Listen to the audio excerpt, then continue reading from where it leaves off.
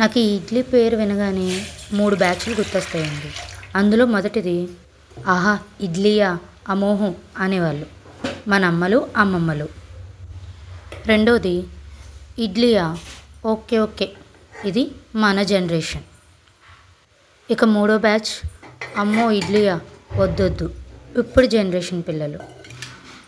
నేను మొదట్లో మూడో బ్యాచ్లో ఉండేదాన్ని, ఇప్పుడు 2లోకి వచ్చాను. మరిప్పుడు మీరు ఏ బ్యాచ్లో ఉన్నారు కామెంట్ చేయండి. మా పిల్లలకైతే ఇలా చిట్టిడ్లీ వేసి సాంబార్ వేసి నెయ్యి వేస్తే చాలా ఇష్టం. అందుకే వాళ్ళు ఎప్పుడు ఇడ్లీ అడిగినా చిట్టిడ్లీతో సాంబార్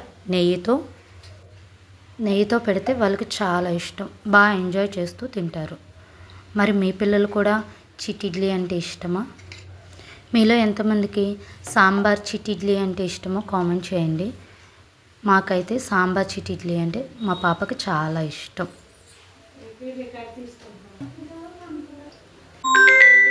మీలో ఎంతమంది చిట్టిడ్లీ సాంబార్ ట్రై చేశారో కామెంట్ చేయండి.